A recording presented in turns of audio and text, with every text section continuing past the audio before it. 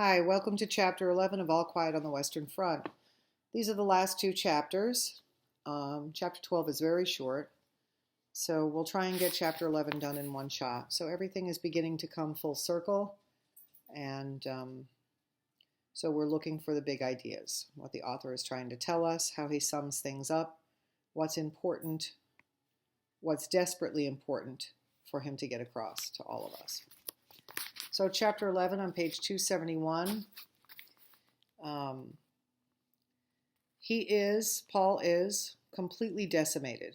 He's, down to his final last bit of whoever he is. And you can tell this by the very first sentence of chapter 11. We count the weeks no more. So that's kind of like all hope is lost.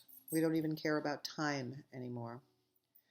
It was winter when I came up, and when the shells exploded, the frozen clods of earth were just as dangerous as the fragments. Now the trees are green again. Our life alternates between billets and the front. We have almost grown accustomed to it. War is the cause of death, like cancer and tuberculosis, like influenza and dysentery. Don't forget the great influenza epidemic of the early 1900s, where my great-grandmother died. She died of the flu in Brooklyn, in Red Hook, pushed up on Columbia Street, pushed up in her bed against the stove in the kitchen on Columbia Street, and died there of the flu when they had no ways of treating it. It was a very bad epidemic. The deaths are merely more frequent, more varied, and terrible. Our thoughts are clay. That means they have no thoughts. They are molded with the changes of the days. When we are resting, they are good. Under fire, they are dead. Fields of craters within and without. Craters are a metaphor for these giant holes that the war has left in the earth, in our bodies, in our minds, and in our souls, is what he's saying. Big, giant holes.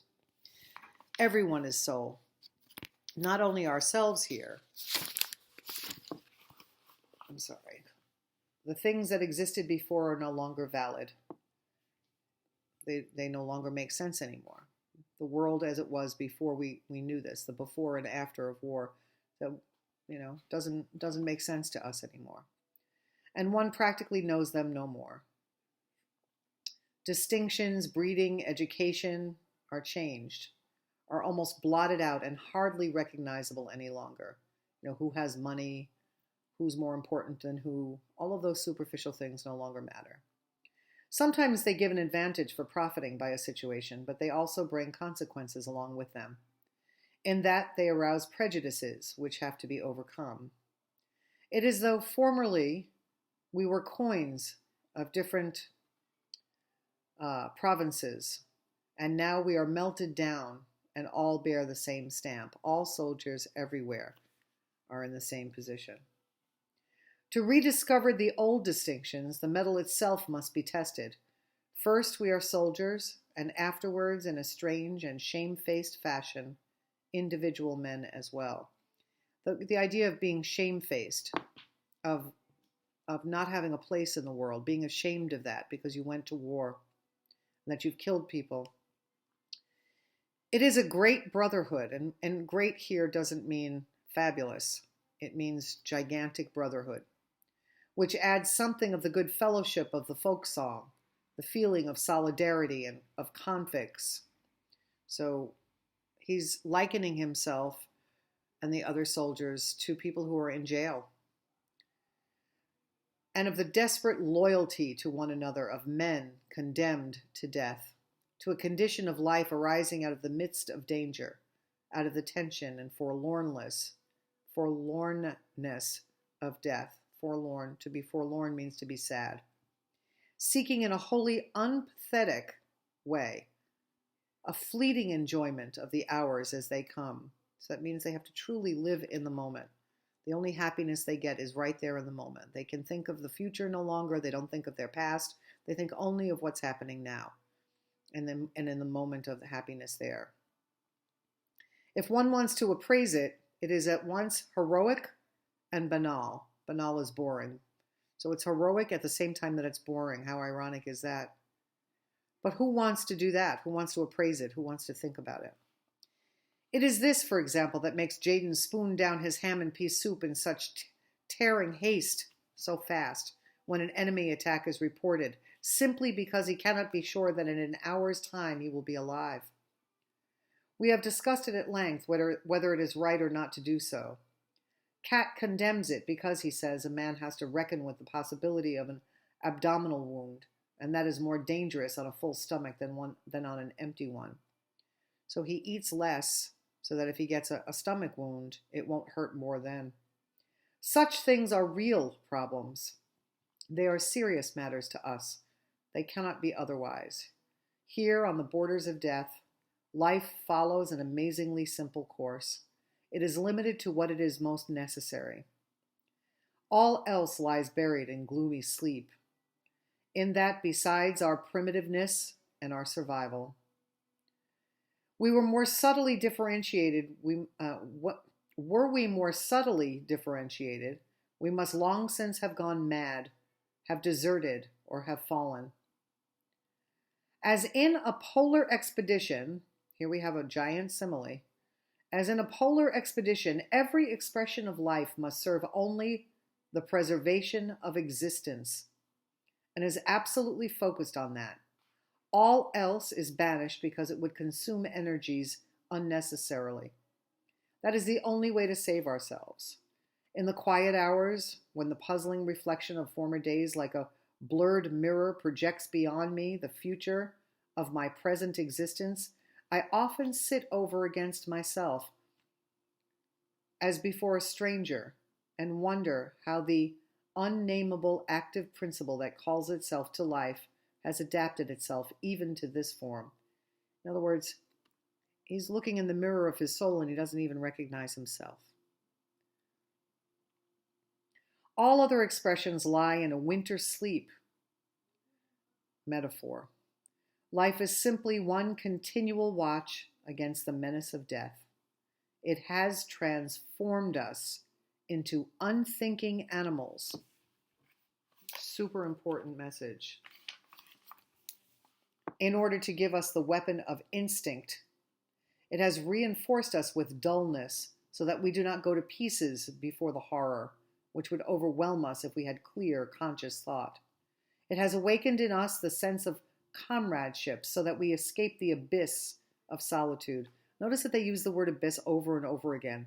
This black, unending, bottomless pit hole, both used as reality. You can fall into a hole and never come out of it, but also in your soul or in your mind. It just goes and goes and goes. There's nothing there. It's just black. It has lent us the indifference of wild creatures so that in spite of all, we perceive the positive in every moment and store it up as a reserve against the onslaught of nothingness. Nothingness, in this case, meaning death. Death of your soul, death of your body. Thus we live a closed, hard existence of the utmost superficiality, and rarely does an incident strike out a spark. But then, unexpectedly, a flame of grievous and terrible yearning flares up. Yearning means a strong desire for something. Those are the dangerous moments. They show us that the adjustment is only artificial, that it is not simple rest, but sharpest struggle for rest. In the outward form of our life, we are hardly distinguishable from bushmen. That means from ancient men in tribes. But whereas the latter can be so always, because they are so truly, and at best may develop further by exertion of their spiritual forces, with us it is the reverse. Our inner forces are not exerted towards regeneration. So inside, we're not trying to be better, but toward degeneration. We're falling apart. The Bushmen are primitive and naturally so, but we are primitive in an artificial sense. They've been forced not to be cavemen. And by virtue of the utmost effort. And at night, waking out of a dream, overwhelmed and bewitched by the crowding apparitions. Apparitions are ghosts. A man perceives with alarm how slight is the support, how thin the boundary that divides him from the darkness. We are little flames, metaphor, poorly sheltered by frail walls against the storm of dissolution and madness, in which we flicker and sometimes go out. That metaphor is how our life is just a little flame, so easily burnt out, and then we are dead. Then the muffled roar of the battle becomes a ring that encircles us. We creep in upon ourselves and with big eyes stare into the night. Our only comfort is the steady breathing of our comrades asleep, and thus we wait for morning. Every day and every hour, every shell and every death cuts into this thin support, and the years waste it rapidly. I see how it is already gradually breaking down around me. There is the mad story of Dettering. That's one of his friends from the beginning, if you remember. He was one of those who kept himself to himself. His misfortune was that he saw a cherry tree in a garden. Now don't forget, cherry trees blooming represent spring, represent hope, represent life. So this odd little cherry tree in the middle of this garden, in the middle of a war, really sets Dettering off. We were just coming back from the front line, and at a turning of the road near our billets, marvelous in the morning twilight, stood this cherry tree before us. It had no leaves, but was one white mass of blossom. In the evening, Dettering was not to be seen. Then at last he came back and had a couple of branches of cherry blossom in his hand. We made fun of him and asked whether he was going to a wedding. He made no answer, but lay down on his bed. During the night, I heard him making a noise. He seemed to be packing. I sensed something amiss, something wrong, and went over to him. He made out it was nothing, and I said to him, "Don't do anything silly, Dettering." "Ah, why? It's merely that I can't sleep." "What did you pick the cherry branches for?" "Surely I can pick cherry blossoms if I want to," he replied evasively. That means hiding it. "And after a while, I have a big orchard with cherry trees at home. When they're in blossom from the hayloft, they look like one single sheet, so white. It is just the time." So that means it's that time of year. "Perhaps you will get leave soon. You may even be sent back as a farmer." He nodded, but he was far away in his brain. When these peasants are excited, they have a curious expression, a mixture of cow and yearning God, half stupid and half rapt. In order to turn him away from his thoughts, I asked him for a piece of bread. He gave it to me without a murmur. That was suspicious, for he is usually tight-fisted. So I stayed awake. Nothing happened. In the morning, he was as usual. Apparently, he had noticed that I had been watching him, but the second morning he was gone. I noticed it, but said nothing. In order to give him time, he might perhaps get through. Various fellows have already got into Holland. But at roll call, he was missed. A week after, we heard that he had been caught by the field gendarme, those despicable military police. He had headed toward Germany. That was hopeless, of course. And of course, he did everything else just as idiotically. Anyone might have known that his flight was only homesickness and a momentary aberration. That means something unusual. But what does a court-martial 100 miles behind the front line know about it? We have heard nothing more of Dettering. But sometimes it broke out in other ways, this danger, these pent-up things. That means these things that we hold inside of ourselves without saying anything. As from an overheated boiler. There's a simile for you. It will be enough to tell how Berger met his end. Our trenches have now for some time been shot to pieces, and we have an elastic line, so that there is practically no longer any proper trench warfare. When attack and counterattack have waged backwards and forwards, there remains a broken line and a bitter struggle from crater to crater. The front line has been penetrated, and everywhere small groups have established themselves. The fight is carried on, from clusters of shell holes. So there's nothing really organized about the fight anymore. It's so barbaric that the enemy is in one hole and you're in another hole and you're just fighting.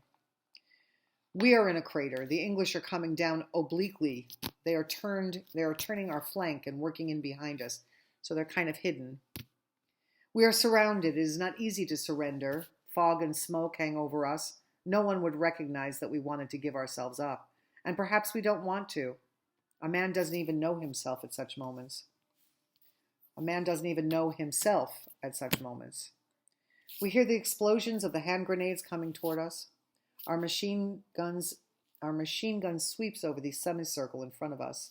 The cooling water evaporates. We hastily pass round the case. Every man pisses in it, and thus we again have water and are able to continue firing. But behind us, the attack crashes ever nearer. A few minutes and we are lost. Then, at closest range, a second machine gun bursts out. It is set up in a crater alongside us. Berger has fetched it, and now the counterattack comes over from behind. We are set free and make contact with the rear. Afterwards, as we lie in comparatively good cover, one of the food carriers report that a couple of 100 yards distant there lies a wounded messenger dog. Where? Asks Berger. The other describes the place to him. Berger goes off either to fetch the beast in or to shoot it. 6 months ago, he would not have cared. He would have been reasonable. We try to prevent him. Then as he goes off grimly, all we can say is, "You're mad. You're crazy," and let him go. For these cases of frontline madness come dangerous if one is not able to fling the man to the ground and hold him fast. And Berger is 6 feet and the most powerful man in the company. He is absolutely mad, for he has to pass through the barrage, but this lightning that lowers somewhere above us has struck him and made him demented. It affects others so that they begin to rave, to run away. There was one man who even tried to dig himself into the ground with hands, feet, and teeth. It is true, such things are often simulated, but the pretense itself is a symptom. Berger, who means to finish off the dog, is carried away with a wound in the pelvis, and one of the fellows who carry him gets a bullet in the leg while doing it. So Berger goes off to find this dog who's been injured, because even if he didn't care before, he does now, because all life means something, and one doesn't even want an animal to suffer. And so the dog in the field who's been hit is also a larger symbol or a larger metaphor for what these men have become. They've become dogs. We have to save them and make them more human, or care about them. So people who didn't care before do care. People who did care before don't care. War changes everybody in remarkable ways. 279. Mueller is dead. Someone shot him point blank in the stomach with a very light. I have no idea what that is. He lived for half an hour, quite conscious and in terrible pain. Before he died, he handed over his pocketbook to me and bequeathed me his boots, the same that he once inherited from Kemrich. I wear them, for they fit me quite well. After me, Jaden will get them.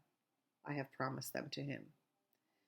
So, huge foreshadowing device about Paul and about what he thinks about himself and whether or not he'll live.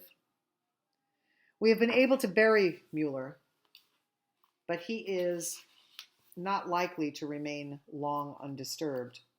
Our lines are falling back. There are too many fresh English and American regiments over there. There's too much corned beef and white wheaten bread, too many new guns, too many aeroplanes. But we are emaciated and starved. That means they're super thin. Our food is bad and mixed up with so much substitute stuff that it makes us ill. The factory owners in Germany have grown wealthy. Dysentery dissolves our bowels. The latrine poles are always densely crowded. The people at home ought to be shown these gray, yellow, miserable, wasted faces here. These bent figures from whose body the colic wrings out the blood. That means colic is when you cough too much and the blood comes from your lungs. and who, with lips trembling and distorted with pain, grin at one another and say, "And it's not much sense pulling up one's trousers again, because they'll only have to crap again." Our artillery is fired out. It has too few shells, and the barrels are so worn that they shoot uncertainly and scatter so widely as even to fall on ourselves. That means every time they shoot, their guns and everything else are so messed up that they could conceivably be shooting themselves. Our fresh troops are anemic boys in need of rest, who cannot carry a pack, they're kids, but merely know how to die. By thousands. They understand nothing about warfare. They simply go on and let themselves be shot down. A single flyer routed 2 companies of them for a joke, just as they came fresh from the train, before they had ever heard of such a thing as cover. "Germany ought to be empty soon," says Cat. We have given up hope that someday an end may come. We never think so far.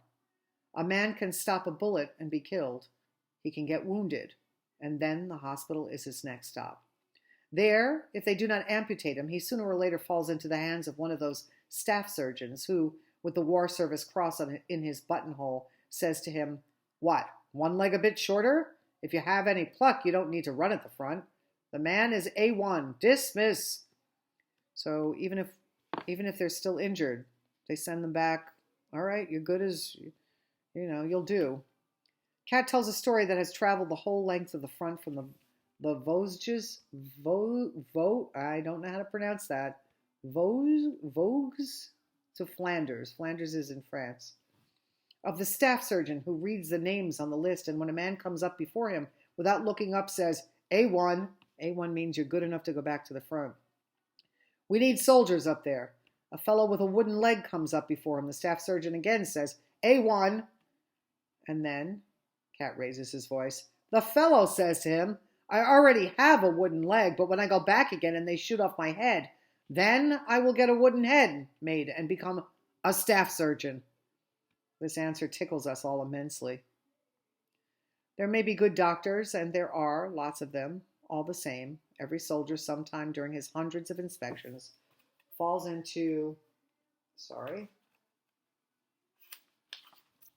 the clutches of one of these countless hero grabbers who pride themselves on changing as many C3s and B3s as possible into A1s.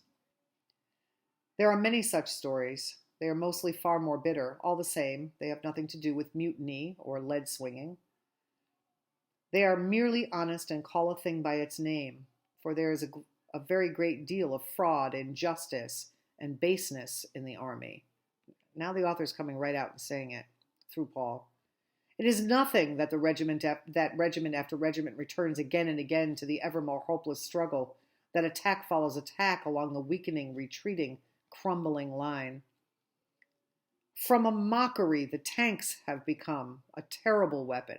Here's the really first, we talked about gas earlier, but here's the first idea about tanks coming in and how they have, simultaneously destroyed so many people, and that technology begins to end this war because they see how terrible it is. And they crush the other side. Armored, they come rolling in on long lines, more than anything else embody for us the horror of war. We do not see the guns that bombard us. The attack lines of the enemy infantry are men like ourselves, but these tanks are machines. So important, that line that says, we do not see the guns that bombard us. We never get to see the whites of the eyes of the people that we're killing. If we did, perhaps the wars would stop. So now we have this first inkling of how wars will be done forever. Nobody will see each other face to face. And so much easier to kill somebody when you're not looking into their eyes, into their souls. They are caterpillars run on as endless as the war, simile. They are annihilation. Tanks can't in and of themselves kill anybody, so it's a metaphor. They roll without feeling into the craters. They climb up again without stopping. A fleet of roaring, smoke-belching, armor-clads, invulnerable steel beasts squashing the dead and the wounded. They don't even see the dead people that they're running over, or the live people that they're running over. They are beasts that have no feelings. We shrivel up in our thin skin before them. Against their colossal weight, our arms are sticks of straw. Good example of contrast. And contrast and metaphor at the same time, because now we're talking about the weaponry and the technology versus humanity. Man-made things are destroying man itself. And our hand grenades and grenades are matches. Shells, gas clouds, and flotillas of tanks shattering, corroding, death. Dysentery, influenza, typhus, scalding, choking, death. Trenches, hospitals, the common grave. That means where everybody's buried all together. Nobody has any individuality at all. There are no other possibilities. In one attack, our company commander, Bertink falls. He was one of those superb frontline officers who were foremost in every hot place. He was with us for 2 years without being wounded, so that something had to happen in the end. The law of averages. We occupy a crater and get surrounded. The stink of petroleum or oil blows across the fumes of powder. 2 fellows with a flamethrower are seen. One carries the tin on his back, the other has the hose in his hands, from which the fire spouts. If they get so near that they can reach us, we are done for. We cannot retreat yet. Again, flamethrowers. This is new technology as well. Flame comes out of a giant cannon-type gun, and the oil that's burning gets onto your skin, and you're immediately fried. We open fire on them, but they work nearer, and things begin to look bad. Bertink is lying in the hole with us. When he sees that we cannot hit them because under the sharp fire we have to think too much about keeping under cover, he takes a rifle, crawls out of the hole, and lying down, propped on his elbows, he takes aim. He fires. The same moment, a bullet smacks into him. They have got him. Still he lies and aims again. Once he shifts and again takes aim. At last the rifle cracks. Bertink lets the gun drop and says, "Good," and slips back into the hole. The hindermost of the 2 flamethrowers is hit. He falls. The hose slips away from the other fellow. The fire squirts about on all sides, and the man burns. Bertink has a chest wound. After a while, a fragment smashes away his chin, and the same fragment has sufficient force to tear open Lear's hip. Lear groans as he supports himself on his arm. He bleeds quickly. No one can help him. Like an emptying tube, after a couple of minutes, he collapses. Another simile. What use is it to him now that he was such a good mathematician at school? Doesn't matter. Willard was shot, he's gone. And if you notice, most of his friends are gone or dead or run away or, one, I think, was sent home. The months pass by. The summer of 1918 is the most bloody and the most terrible. The days stand like angels in blue and gold, incomprehensible above the ring of annihilation. Again, irony and contrast. So the day is beautiful in its blue and gold colors, but it's incomprehensible. That means you can't understand because it's shining over this ring of death. Annihilation is complete and utter destruction and death. Every man here knows that we are losing the war. Not much is said about it. We are falling back. We will not be able to attack again after this big offensive. We have no more men and no more ammunition. Still, the campaign goes on. The dying goes on.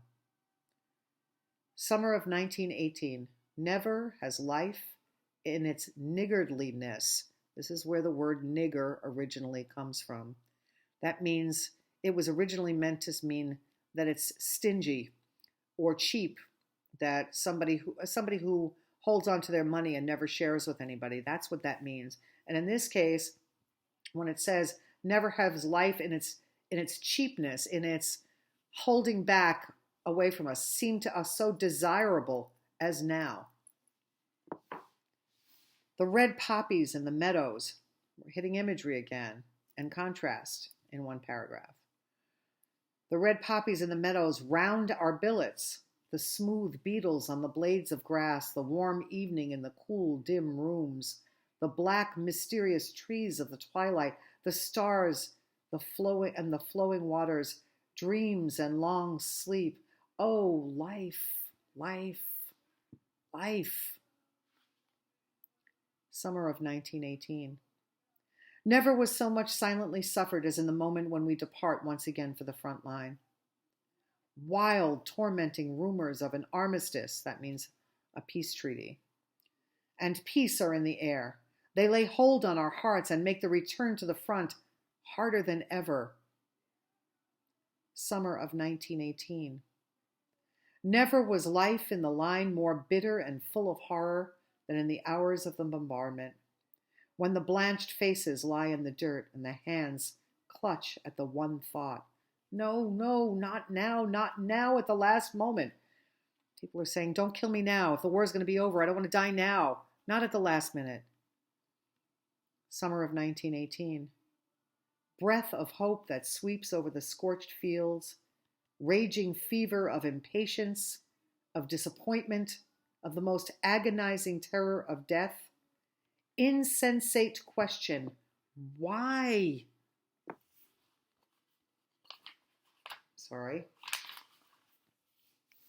Why do they make an end? Why do these rumors of an end fly about? There are so many airmen here, and they are so sure of themselves that they give chase to single individuals, just as though they were hares. Hares are rabbits. Again, another simile. For every one German plane, there come at least 5 English and American. For one hungry, wretched German soldier, come 5 of the enemy, fresh and fit. For one German army loaf, there are 50 tins of canned beef over there. We are not beaten, for as soldiers we are better and more experienced. We are simply crushed and driven back by overwhelming superior forces. Behind us lay rainy weeks, gray sky, gray fluid earth, gray dying. For life to be described as gray instead of in these beautiful colors is horrific. To not even have the words to describe life as colorful. If we go out, the rain at once soaks through our overcoat and clothing, and we remain wet all the time we are in the line. We never get dry. Those who will wear high boots tie sandbags around the tops so that the mud does not pour in so fast. The rifles are caked, the uniforms caked. Everything is fluid and dissolved. The earth, one dripping, soaked, oily mass in which lie yellow pools with red spiral streams of blood into which the dead, wounded, and survivors slowly sink down. The storm lashes us. Out of the confusion of gray and yellow, the hail of splinters whips forth, the childlike cries of the wounded, and in the night-shattered life groans painfully into silence. Of course, life doesn't groan. That's a metaphor. Our hands are earth, our bodies clay, and our eyes pools of rain, metaphors. We do not know whether we are still alive. We do not know whether we still live. Then the heat sinks heavily into our shell holes like a jellyfish, moist and oppressive, and on one of these late summer days, while bringing food, Cat falls. So again, look back at the jellyfish thing. It's not the first time that the authors used jellyfish. Why do you think he uses jellyfish as something for a metaphor or a simile and a comparison? We too are alone. I bind up his wound. His shin seems to be smashed. It has got the bone. And Cat groans desperately. At last, just at the last. How could it possibly be that I get hit right before the war ends? I comfort him. Who knows how long this mess will go on yet? Now you're saved. The wound begins to bleed fast. Cat cannot be left by himself while I try to find a stretcher. Anyway, I don't know of a stretcher bearer's post in the neighborhood. Cat is not very heavy, so I take him up on my back and start off to the dressing station with him. So he puts him on his back like a piggyback. Twice we rest. He suffers acutely on the way. We do not speak much. I have opened the collar of my tunic and breathe heavily. I sweat, and my face is swollen with the strain of carrying. All the same, I urge him to let us go on, for the place is dangerous. Shall we go on again, Cat? Must, Paul. Then come. I raise him up. He stands on the uninjured leg and supports himself against a tree. I take up the wounded leg carefully. Then he gives a jump, and I take the knee of the sound leg, also under my arm. Sound means good leg. The going is more difficult. Often a shell whistles across. I go as quickly as I can, for the blood from Cat's wound drips to the ground.